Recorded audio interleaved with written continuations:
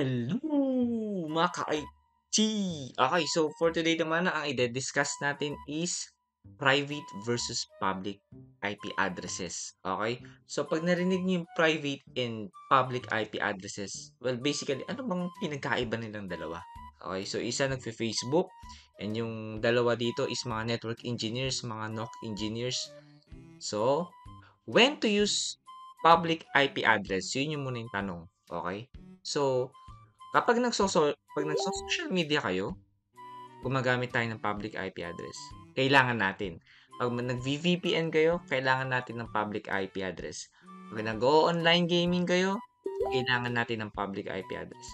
Pag online shopping, kailangan natin ng private IP address. Pag nanonood kayo ng Netflix, YouTube, kailangan natin ng public IP address. So, example ng social media, pag nag-Facebook ka, kailangan ng public IP. Pag nagmo-Mobile Legends ka, kailangan mo ng public IP. Pag nagsusurf ka sa Lazada, kailangan mo ng public IP. Nanonood ka ng Netflix, kailangan mo. Pag nag-VPN ka, kailangan mo ng public IP. Okay? When to use private IP addresses. Okay? Within the organization and within your home network.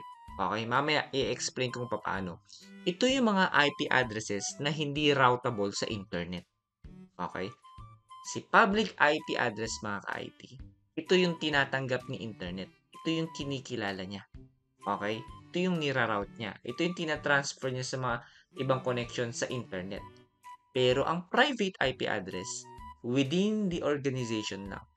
Sa loob lang ng office mo, sa loob lang ng bahay mo. Okay? Like, in this example, okay?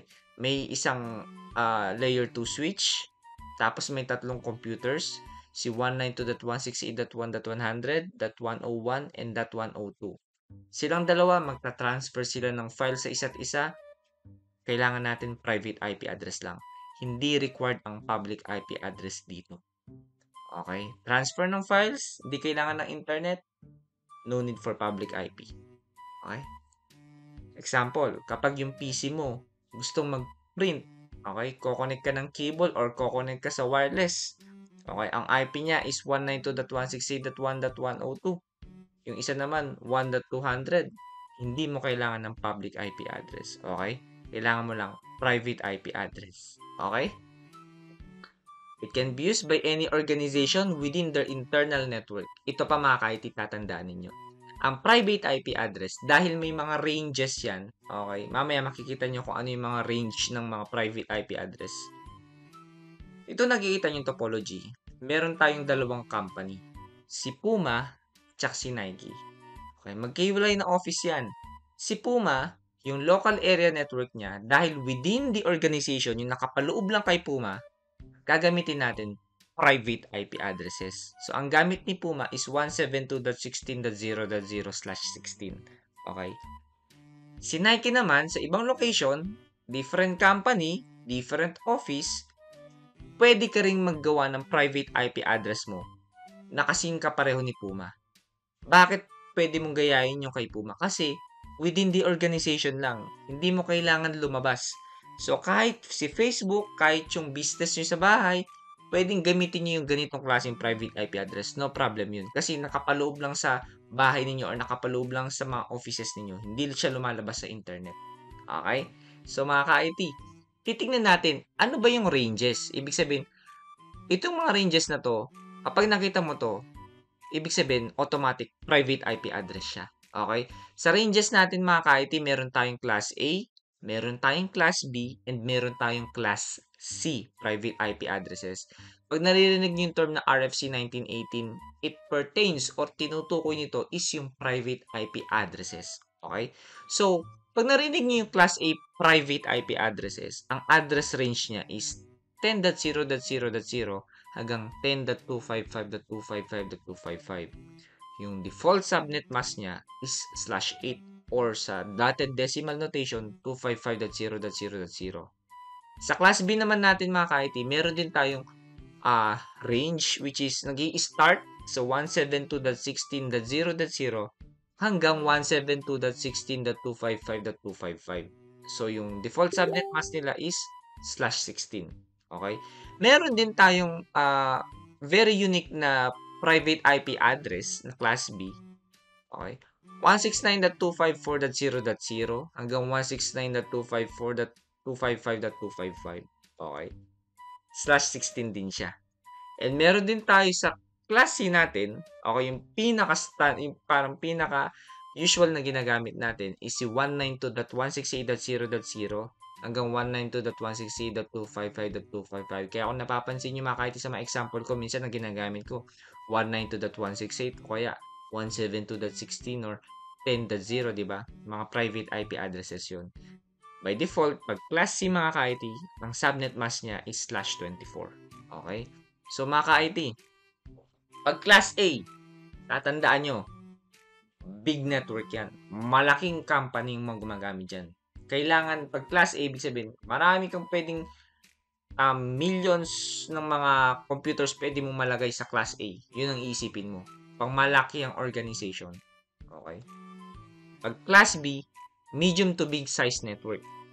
Okay?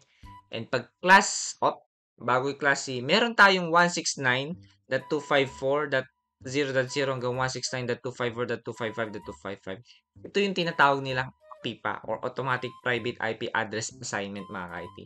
Makikita nyo ito mga ka-IT kapag wala kayong nakukuha ang IP address via DHCP. Kunwari, yung computer nyo gustong connect kasi hindi makakonect sa internet tapos makita nyo yung IP address niya is 169.254. Yan, automatic private IP address yan. Or tawag nila dyan, APIPA. Okay? So, pero mga ka-IT, yung APIPA na yan, pwede pa rin gumana yan. Kapag kunwari, dalawa kayong computer hindi makakonect sa internet at yan yung IP address na nakuha ninyo, kayong dalawang PC, pwede kayong mag-connect. Okay? Kasi nasa range kayo niyan eh. Okay? Class C mga ka-IT, ito yung mga home networks, small networks. So, kung mapapansin nyo, kung may time kayo mga ka-IT, check nyo yung IP address nyo. Kung ano yung IP address nyo, kung anong class. Okay, kung anong class yung ginagamit nyo. Class A, Class B, Class C. Titingnan natin kay Pinoy ITK kung anong gamit niya. Okay, so, para makita natin yung IP address natin sa bahay, okay, close ulitin natin.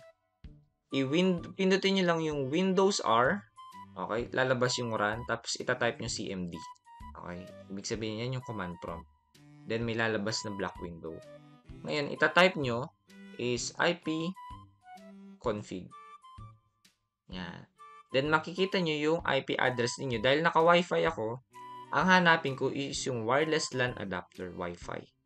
So makikita nyo, under IPv4 address, okay, ang gamit ko 192.168.1.124. So kung mapapansin niyo mga ka-IT, si 192.168 under siya na class C. So ang gamit ko class C. Usually ito yung ginagamit sa mga small networks, sa mga small businesses o kaya sa mga home networks. Okay?